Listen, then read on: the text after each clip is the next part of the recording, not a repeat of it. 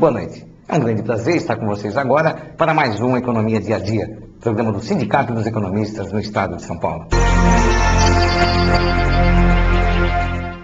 E nós preparamos para você hoje um programa bastante especial. Nós vamos conversar aqui com Marcos Cintra, economista, vice-presidente da Fundação Getúlio Vargas e atual secretário na pasta do trabalho aqui no município de São Paulo. Já já. E nós temos o imenso prazer de receber no programa de hoje o professor Marcos Cintra. Ele que é um economista renomado, vice-presidente da Fundação Getúlio Vargas, autor de inúmeros livros e atual secretário municipal do trabalho aqui de São Paulo. Tudo bem, secretário?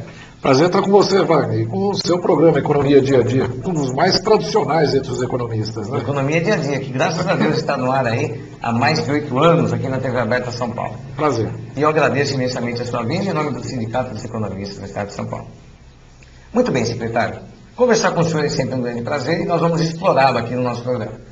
Nessa primeira parte, queria conversar com o senhor sobre a sua produção literária envolvendo economia, esse assunto que tanto notabilizou o senhor no Brasil e no mundo, por que não dizer. O senhor acaba de lançar um livro nos Estados Unidos, né? E aqui fica a minha curiosidade.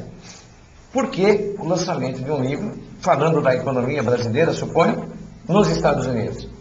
Pois é, Wagner, você sabe que eu já venho há muitos anos, em realidade eu comecei esse debate sobre reforma tributária, imposto único e tudo mais, há quase 20 anos, em 1990, quando pela primeira vez eu escrevi um artigo que eu chamei de Por uma Revolução Tributária. E naquele artigo eu defendi uma reforma tributária muito radical, que simplificasse o sistema tributário brasileiro, que é muito complexo, é um sistema gongórico, caro, ineficiente, que dá margem a muita sonegação, muito injusto, né? E desde então eu venho defendendo esse projeto e tenho feito uma boa parte da minha atividade intelectual e acadêmica orientada para questões de finanças públicas e mais especificamente na questão tributária. Eu acho que esse tema, de certa forma, os nossos telespectadores provavelmente já devem ter ouvido falar no imposto único, já tem sido muito discutido no Brasil, né? É uma proposta muito polêmica, evidentemente gera muito apoio, mas também muita oposição. Acho que nós vamos chegar lá. Deixei o projeto do imposto único aprovado na Câmara dos Deputados quando fui deputado em 2001. Ele hoje é um projeto que já pode ser colocado na pauta da Câmara dos Deputados a qualquer momento e votado, mas é um projeto polêmico. E achei que já estava na hora de lançar esse debate também no exterior, né? Daí eu ter preparado um novo livro com novas pesquisas, com novas frentes de pesquisa e de análise em inglês. E lancei nos Estados Unidos agora em julho, né? Esse livro chama-se Bank Transactions, Pathway to the Single Tax Idea. E a ideia de escrever o texto em inglês é porque esse tema de reforma tributária, e mais especificamente o imposto sobre movimentação financeira, é um tema muito comum e muito conhecido no Brasil, mas no exterior não tem sido assim tão discutido, ainda que haja muito interesse acadêmico no tema. Então, escrevi esse livro em inglês. Como resultado disso, já tenho recebido alguns convites para palestras, inclusive na China, para você ver como é importante você abrir para uma língua diferente. Enfim, a ideia é lançar, trazer novas luzes a esse debate.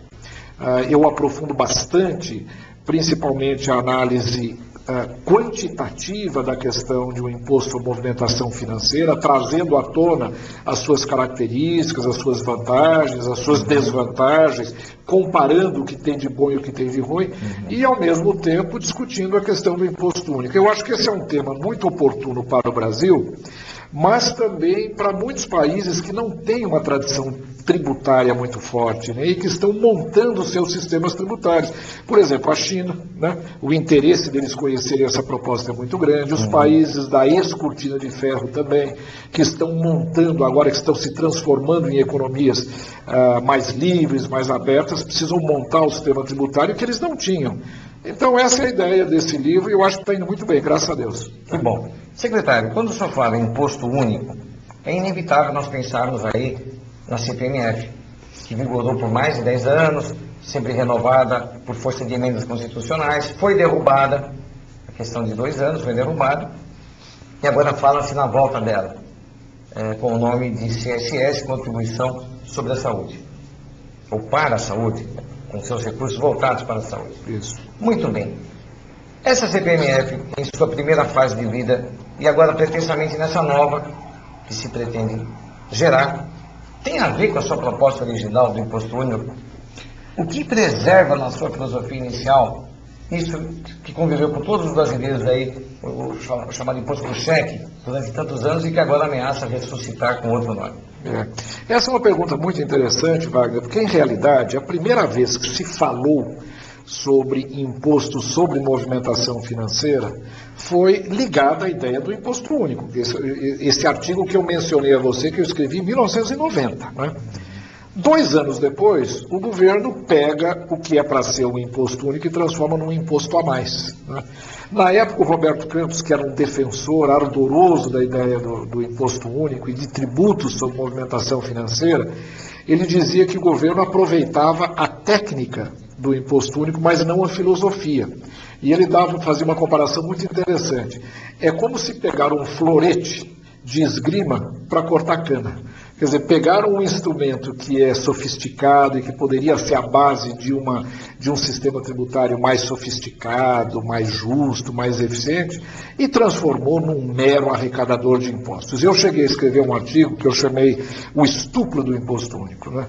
O governo, quando criou o IPMF em 1992, o ministro da Fazenda era o Fernando Henrique Cardoso, o presidente era o Itamar Franco. Eu fui contra, porque eles estavam usando um instrumento de maneira errada, né? Por outro lado, Wagner, eu sou forçado a dizer que durante os 12 anos em que primeiro o IPMF e depois a CPMF funcionou no Brasil, foi uma experiência exitosa, né? E eu fui contra, continuo sendo contra a criação de um imposto a mais. Contudo, se conseguiu testar a eficácia de um imposto sobre movimentação financeira. E mesmo que a sociedade brasileira seja contra a CPMF ou essa CSS, porque vai ser um aumento de carga tributária, ela não pode deixar de reconhecer que é um imposto justo, que todo mundo paga, que com uma alíquota desse tamanho que não incomodava ninguém, arrecadava mais do que todo o IPI, mais do que todo o imposto de renda pessoa jurídica. Imagine, todo o imposto de renda que as empresas arrecadam, com toda essa burocracia gigantesca, carga tributária alta, custos elevados, contadores, escrituração, auditoria, fiscalização, tudo isso desapareceria se nós tivéssemos um imposto único. E toda essa burocracia gera menos do que um imposto sobre movimentação financeira com uma alíquota de 0,5%, por exemplo.